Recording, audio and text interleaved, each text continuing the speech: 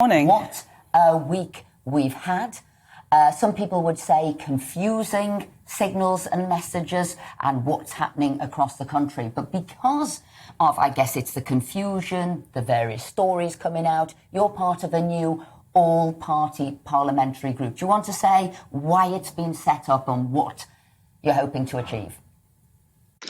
I think it's really important that parliamentarians start to take hold of this issue, because what we get, it's certainly in the House of Lords, and I know it happens in the Commons, is not dissimilar to the public, except that we have the legislation to vote on.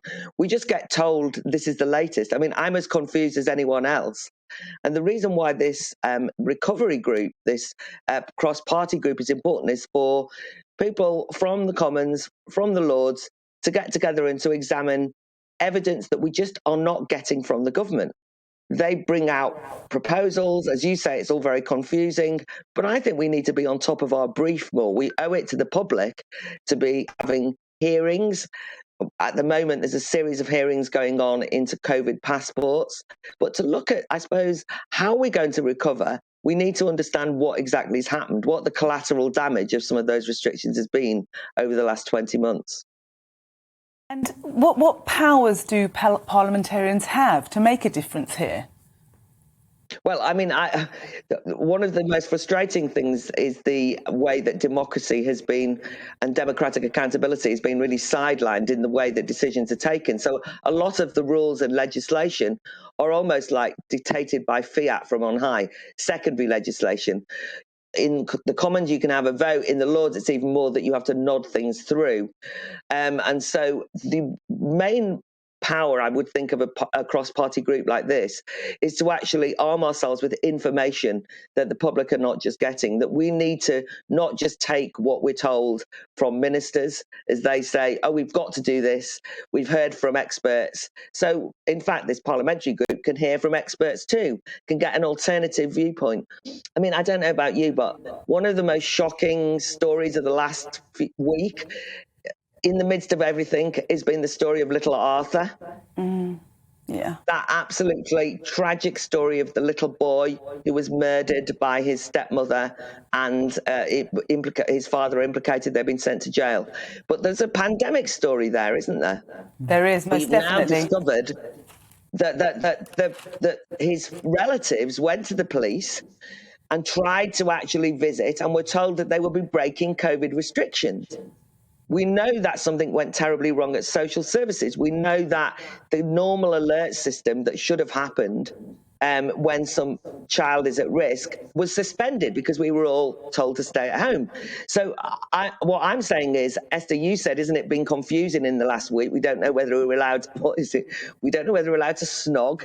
We don't know whether we're really under mortal threat of this new variant or if it's just a variant. We don't know if it's mild or serious. No cost-benefit analysis has been brought out. Everything's rushed through on a precautionary principle. But what we do know is that a child was murdered without anyone intervening during the lockdown measures. And I think that the cross-parliamentary group needs to get to grips with what else goes on when you bring in restrictions. Not just what COVID is affected. I saw that you had Alan Miller on.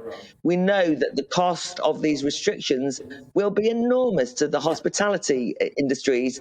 The COVID passes in Scotland and Wales, as we heard in the last hearing of the cross-party group, will have damaging impacts on those people. We also get to a situation where we have a segregation of jabbed and unjabbed, which we see around the world. So this parliamentary group needs to be a forward alert to the public by arming themselves with information so that we can make that public.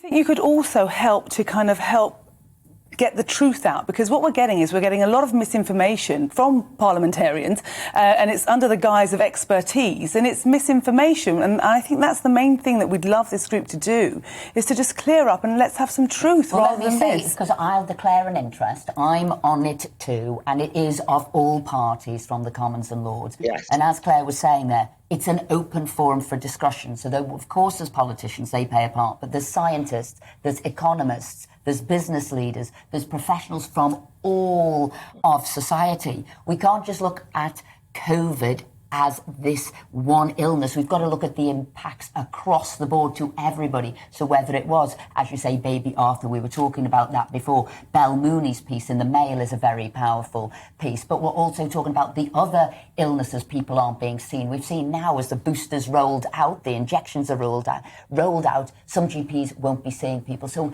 there's a whole host of people, isn't there? Big Brother watch, how people are being, I don't know, separated and segregated too. Yeah, so I think the important thing, actually, Tonna, you made the point about misinformation. One of the things which parliamentarians are constantly told about is that we have to be wary of this dangerous misinformation that's doing the rounds on social media, and that the public are being misinformed, you know, and the phrases are used like anti-vaxxers. Undoubtedly, there are some people like that. But largely, any querying of something like civil liberties is written off and dismissed as misinformation or anti-vaxxers. This kind of sinister forces. But the reality is that there's a lot of misinformation that comes formally. You know, coronavirus is a virus which we at the beginning didn't understand. But as more and more information is gathered up, we now understand, for example, that when you have the vaccine, it doesn't stop transmission of COVID. It's a brilliant way of keeping yourself safe, but not necessarily stopping transmission. In which case, what on earth would you need a COVID pass for? Because it shows you've had a vaccination, but it's misinforming people if they think that in order to stay safe, you shouldn't go next to anybody who hasn't had the vaccine. I think as well, Esther, what you said. Oh, go on. So we're going to have to cover because, like always, we've got news bulletins to hit, we've got breaks to hit, but I want to... That's fine. Fox, we'll probably speak to you again in the new year when you've held more hearings. This is the new pandemic response and recovery all-party group. Thank you for joining us.